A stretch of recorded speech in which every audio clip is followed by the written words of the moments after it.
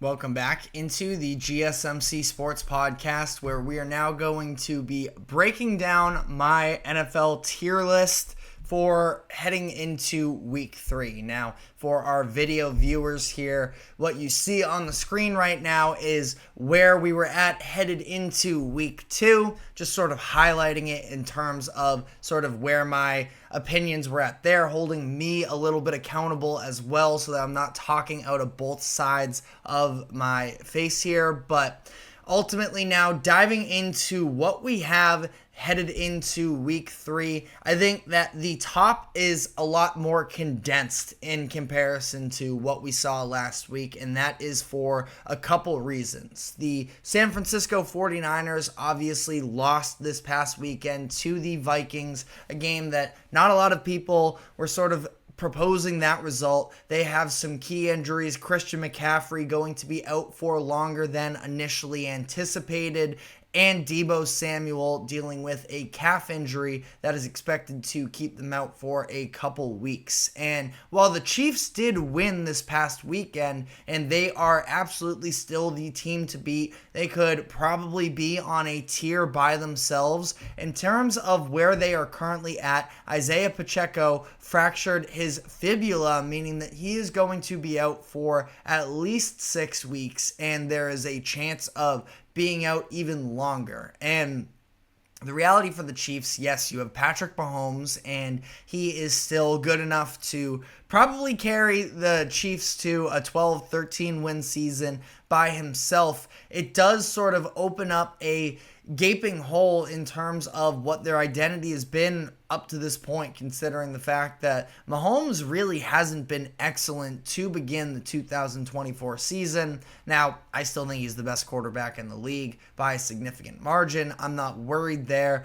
That's why they sort of mesh with what was my Super Bowl contenders tier and sort of bring it all into one, which is now nobody is perfect. So I have the Chiefs and the 49ers, of course, and then I have the Ravens, Lions, Packers, Texans, Eagles, and Bills. The Bills are a team that moved up from last week to this week. They were maybe a little bit more on the side of dark horses as of last week, but I think that we have seen some real signs of life from that Bills defense, despite all of the turnover from last season to this, really on both sides of the ball. But I just believe that Josh Allen is good enough that the floor of that offense is still pretty high, all things considered, with him at quarterback. And then I think that the defense showed just a lot of promise for the fact that, yes, Tua ends up getting hurt in that Thursday night football game, but they were sort of dominating anyways up to that point as it was. They were able to shut down Kyler Murray and the Cardinals offense in the second half of their week 1 matchup. So I think that all of those teams, really, it is the true Super Bowl contenders at this point. But again, everybody has their fatal flaws at this moment. Below that, I have the dark horse contenders, which consists of the Saints, Cardinals, Bengals, and Buccaneers. Now, out of this group, I probably feel best about the only team there that is 0-2, and that is the Cincinnati Bengals. What I've seen from the Saints and the Buccaneers, both being 2-0 at this point, a couple big wins for them. The Saints demolishing the the Cowboys this past weekend, and then the Buccaneers facing off against the Lions. Being able to have those teams win ththose games in advance to 2-0, that is a great sign. But that being said, I think we're going to need to see a little bit more. The Saints beat up on a bad Washington Commanders team in week 1. I keep confusing the two schedules. The Saints beat up on a horrendous Panthers team in week 1, and it was the Buccaneers who also sort of beat up on that Commanders team. So I think that we need a little bit larger sample size. The Cardinals 1-1 in this tier. They ultimately just demolished the LA Rams this past weekend, as the Rams are dealing with a million different injuries. The Cardinals are a team that I was a believer in coming into this season, and What we saw from Kyler Murray this past weekend, I thought was very impressive. He sort of returned to form, that player that was, sneaky in MVP conversations a few years ago, but just has not stayed healthy since then. So I have the Cardinals as a dark horse as well. Not passing the eye test, I have the Chicago Bears, Dallas Cowboys, New York Jets, Pittsburgh Steelers, Seattle Seahawks, and Atlanta Falcons. Every one of these teams has at least picked up one win along the way, but it hasn't exactly been pretty up to this point. Now, the Cowboys are the team that I think I did have them as a dark horse candidate last week. Coming into this week, it was sort of hard not to include them in that category based off of the big win that they had against the Browns, where they really just controlled the entire game and felt like they didn't really even have to try all that much in the second half. That, out of respect, I did put them in that dark horse tier, but they're a team that I didn't have making the playoffs coming into this season. I do worry about sort of that offensive line, and what we saw from the defense was really, really bad. Now, the Saints' offense might actually just be elite. They've scored over 40 points in each of the past 2 games, but it's a little bit early to tell there. And the Cowboys, again, just not necessarily a team I was feeling excellent about coming into the year. And what I saw from them last week did display some concerns. Dak didn't look great, and they just really aren't that many weapons whatsoever on that Cowboys offense. So I have some real concerns there. The Steelers and the Seahawks, both 2-0 teams in this category. It's tough to say here because you look at the Steelers, they beat the Falcons in what was a pretty gritty win that I will give them credit for. I have the Falcons in this tier with them, so, that's not a bad win by any means, but doing so without scoring any touchdowns, you just don't feel like that offense is at the point you would hope that they are at this point. And then they ended up beating up as well, or on this past week, they were able to pull out a win against a very bad Broncos team that also dropped into the fatally flawed category this week, but we'll get into them later. The Seattle Seahawks also beat the Denver Broncos, then had to go to overtime against a Patriots team that was anticipated to be at the bottom of the league as well. So all of these teams, again, in the win category, could have some amount of an upside. There are definitely a handful of NFL fans that have believers in these teams, but ultimately they have started out sort of hit or miss up to this point in the season.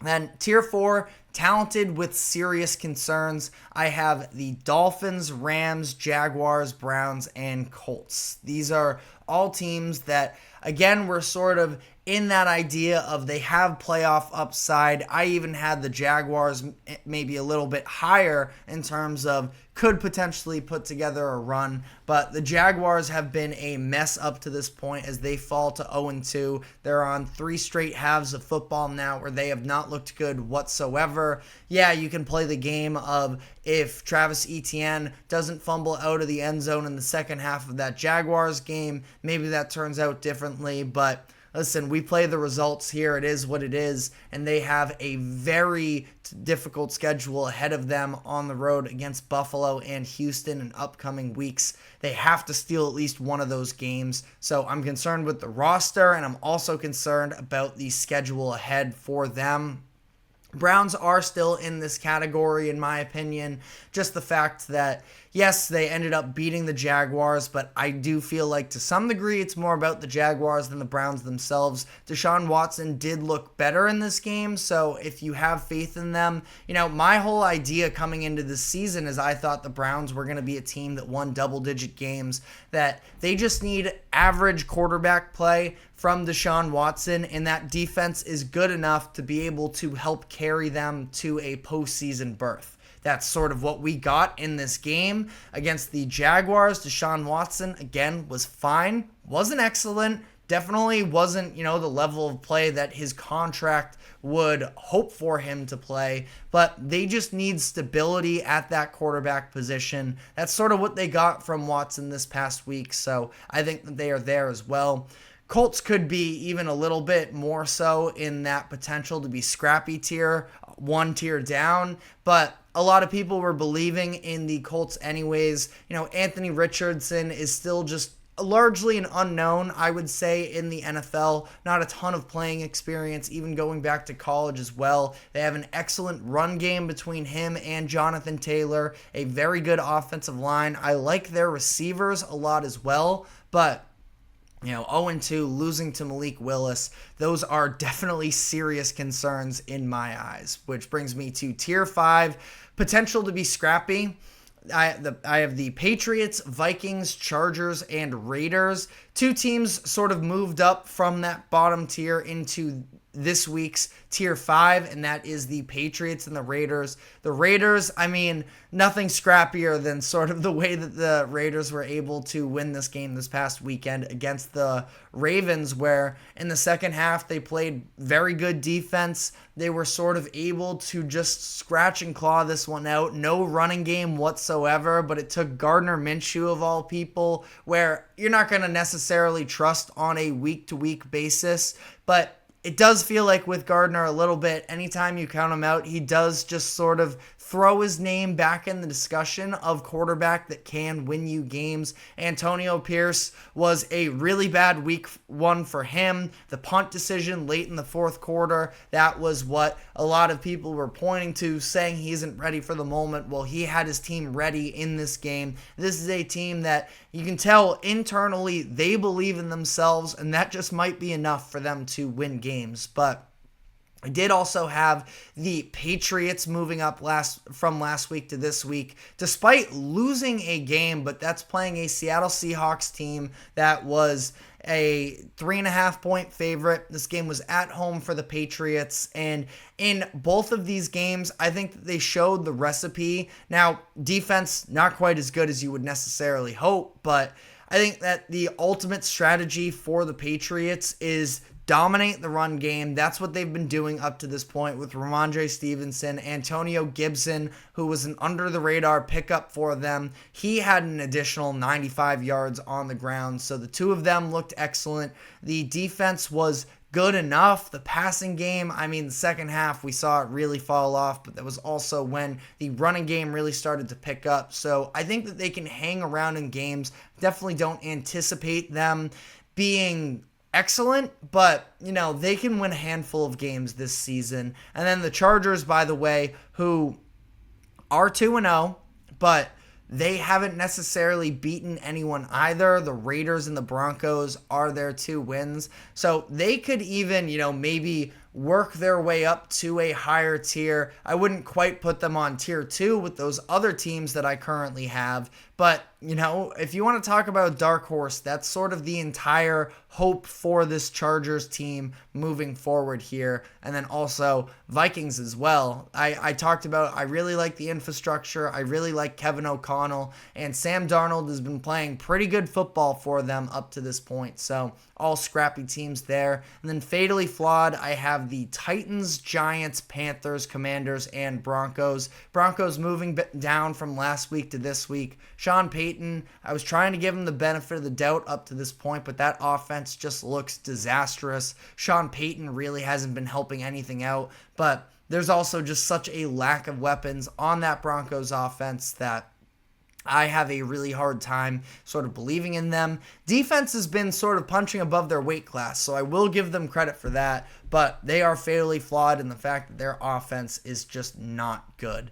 And then the Commanders definitely could be in that scrappy category. They win against the Giants this past week, but they do so without scoring a touchdown. I think that defense is really bad, and I still do have questions about the offense as well. Haven't really seen all that much passing yet. Jaden Daniels has done a fine job in terms of the running game and just taking what's available to him, but haven't really seen. I don't think there's any way that the Commanders are going to be able to win in shootouts, and that to me feels like what it would have to take for them to stay competitive. So let me know what your thoughts are on my tier list here. These are obviously just opinions. I'm not going to, slam my fist on the table and say that if you disagree, you're wrong. This is an open conversation. So let me know what your thoughts are on this list as a whole. But we are going to be switching gears here, moving on to some of the young quarterbacks. I just talked about Jaden Daniels. It's been a very interesting first couple weeks in terms of some of those young quarterbacks. So we are going to be starting off here by talking about the play of Caleb Williams,